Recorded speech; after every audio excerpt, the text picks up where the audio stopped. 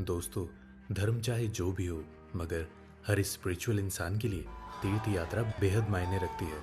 जिस तरह हिंदुओं के लिए चार धाम की यात्रा होती है, कुछ उसी तरह हर मुसलमान अपने जीवन में एक बार मक्का मदीना की यात्रा ज़रूर करना चाहता है। दुनिया भर में मशहूर इस हज यात्रा के बारे में तो आप सभी ने सुना ही होगा, लेकिन क्या आपने कभी सोचा है कि आखिर ये यात्रा इतनी मशहूर क्यों है? वहाँ ऐसा क्या होता है जिसके लिए मुसलमान बेकरार रहते हैं, और आखिर वहां पहुंचकर ये सभी करते क्या हैं? ऐसे कई सवाल होंगे जो आपके मन में आते होंगे। तो फिर इस वीडियो को पूरा जरूर देखना, क्योंकि आज आपको आपके सभी सवालों का जवाब मिलने वाला है। नमस्कार दोस्तों, स्वागत है आप सभी का द मिस्टिकल लैंड पर एक बार फिर से।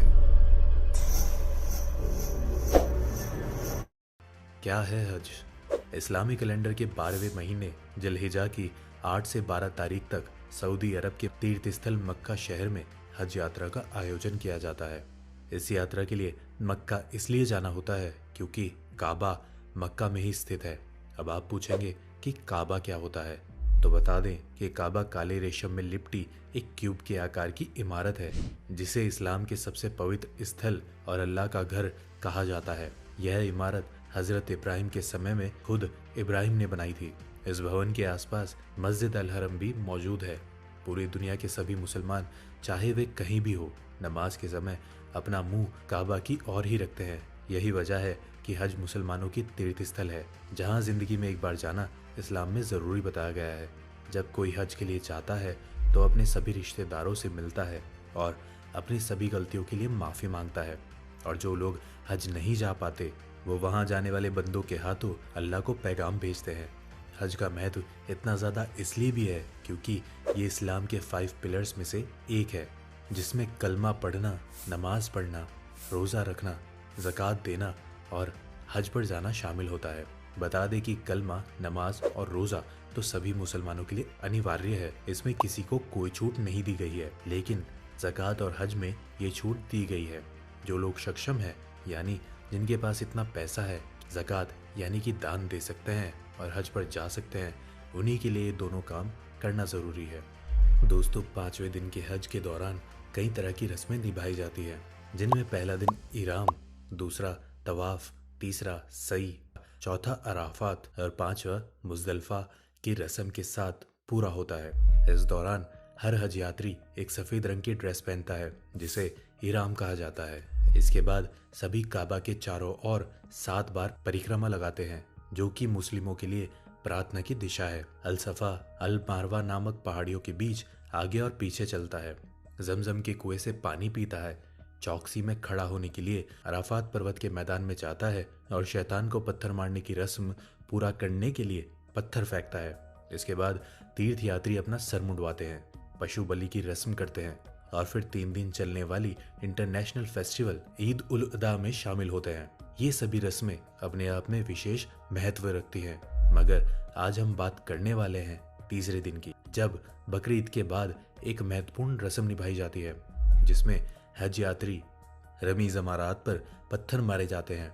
वैसे जिन लोगों ने रमी ज़मारात का नाम नहीं सुना है, उनकी जानकारी के लिए बता दें कि ये एक ऐसी जगह है जहाँ 3 बड़े खंभे मौजूद हैं।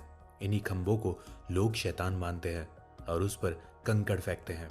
माना जाता है कि अगर कंकड़ियां नहीं मारी जाएं तो हज यात्रा पूरी नहीं होगी। मगर अब सवाल ये उठता है कि हज जैसी धार्मिक यात्रा पर इस तरह पत्थर मारने की रस्म क्यों निभाई जाती है? तो इसे समझने के लिए आपको जाना होगा कई सालों पहले पैगंबर हजरत इब्राहिम की दुनिया में। ऐसा क्या हुआ था जो हज में शैतान को पत्थर मारे जाते हैं? दरअसल इस्लामिक मान्यताओं की माने तो दुनिया में 1,24,000 पैगंबर आए, जिन्हें खुदा का संदेशवाहक माना जाता है। इन्हीं में से एक थे पैगंबर हजरत इब्राहिम। ये मुसलमानों के नबी हैं, जिनको अल्लाह ने अपना दूत बनाकर दुनिया की भलाई के लिए भेजा था। माना जाता है कि हजरत इब्राहिम का जन्म 4000 साल पहले हुआ था। इस्लाम से पहले उनका जिक्र बाइबल और यहूदी ग्रंथ में अब्राहिम या अब्राम के नाम से भी मिलता है। इसलिए यहूदी, ईसाई और मुसलमान तीनों ही इन्हें अपना पैगंबर मानते हैं। मुसलमान हजरत अब्राहम को हजरत इब्राहिम अलैहिस्सलाम कहते हैं। वहीं हज के शैतान का ये किस्सा शुरू हुआ था जब एक दिन अल्लाह ताला ने हजरत इब्राहिम की परीक्षा ली। ऐसा माना जाता है कि एक बार अल्लाह ने ख्वाब में आकर हजरत इब्राहिम से कुर्बानी में उनकी सबसे पसंदीदा चीज मांगी थी। हजरत इब्राहिम को सबसे ज्यादा प्यार अपने बेटे इस्माइल से था, क्योंकि उन्होंने ये औलाद काफी लंबे समय के इंतजार के बाद 80 साल की उम्र में मिली थी। जब इब्राहिम ने अपने बेटे इस्माइल को इस ख्वाब के बारे में बताया तो इस्माइल ने जवाब दिया कि अब्बू जान, जो आपको हुक्म दिया जा रहा है उसे जरूर पूरा कीजिए। अगर अल्लाह ने चाहा तो आप मुझे सब्र करने वालों में पाएंगे। ऐसे में अल्लाह के हुक्म को मानते हुए वो अपने बेटे की कुर्बानी देने को तैयार हो गया। कहा जाता है कि इस कुर्बानी के जरिए अल्लाह हजरत इब्राहिम के सब्र, वफादारी और त्याग को आजमाना चाहते थे, क्योंकि एक बाप के लिए अपने ही बच्चे की गर्दन पर छुरी चलाना बेहद मुश्किल काम है। जब हजरत इब्राहिम अपने बेटे इस्माइल को कुर्बान करने के लिए लेकर जा रहे थे, तब रास्ते में उन्हें एक शख्स मिला जिसे इस्लाम में शैतान कहा जाता है। शैतान ने हजरत इब्राहिम से कहा कि वह इस उम्र में क्यों अपनी बेटे की कुर्बानी दे रहा है। बुढ़ापे में वो तुम्हारा सहारा बनेगा और तुम उसे ही कुर्बान करने जा रहे हो। इसके मरने के बाद कौन तुम्हारी देखभाल करेगा।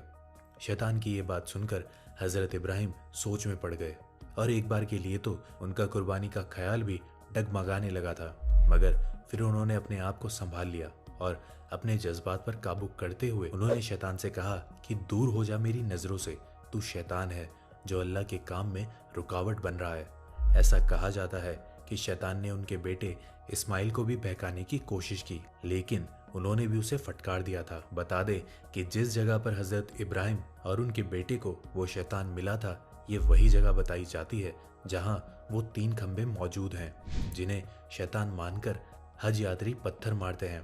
हज यात्रियों का मानना है कि उस शैतान ने अल्लाह की मर्जी के काम में रुकावट पैदा करने की कोशिश की थी। उसी वजह से हज यात्रा के दौरान शैतान पर पत्थर मारे जाते हैं। कुर्बानी के वक्त कहीं अपने बेटे के प्रति उनकी भावनाएं आड़े ना आ जाए, इसलिए हजरत इब्राहिम ने अपनी आंखों पर पट्टी बांध ली थी। अपना काम पूरा करने के बाद जब उन्होंने पट्टी हटाई तो उनका बेटा इस्माइल उनके सामने जिंदा खड़ा था और बेदी पर कटा हुआ मेमना पड़ा हुआ था। तभी से इस मौके पर बकरी ईद मनाई जाती है, जिसमें बकरे और मेमने की बलि देकर उसे जरूरतमंदों में बांटने की प्रथा है। आपको बता दें कि हर साल लगभग 2 मिलियन से भी ज्यादा लोग हज के लिए जाते हैं, जिन्हें एक संकरी घाटी में बने पुल से होकर गुजरना पड़ता है। ऐसे में लाखों श्रद्धालुओं की इस भीड़ को संभाल पाना प्रशासन के लिए भी बड़ी चुनौती होती है। तमाम इंतजामों के बावजूद हज यात्रा के दौरान पहले भी कई तरह के हादसे हो चुके हैं, जिनमें बहुत से तीर्थ यात्रियों को अपनी जान गंवानी पड़ी थी, मगर फिर भी लोगों की श्रद्धा में कोई कमी नहीं आती, बल्कि साल दर साल हज पर जाने वाले लोगों की संख्या में बढ़ोतरी होती रहती है। हज से जुड़ी एक और खास बात यह है कि मक्का ही इकलौती ऐसी इस्लामिक होली साइट है जहां आदमी और औरत एक साथ प्रे करते हैं और सभी रस्मों को निभाते हैं, जबकि आमतौर पर ज्यादातर मस्जिदों में आदमियों और औरतों के लिए सेपरेट एरिया बनाए जाते हैं। वैसे बहुत से लोग इस बात से भी अनजान हैं कि हज पर जाने वाले यात्रियों को इसके लिए खास ट्रेनिंग भी दी जाती है। इसके लिए जगह जगह वर्कशॉप लगाई जाती है और कई तरह की किताबें भी बांटी जाती हैं, जिनमें हज यात्रा के दौरान ध्यान में रखने लायक हर जरूरी बात बताई जाती है। अगर आपको हमारा ये वीडियो पसंद आता है तो अगले वीडियो में हम आपको डिटेल में बताएंगे कि हज पर जाने से पहले आपको किन किन बातों का ध्यान रखना चाहिए।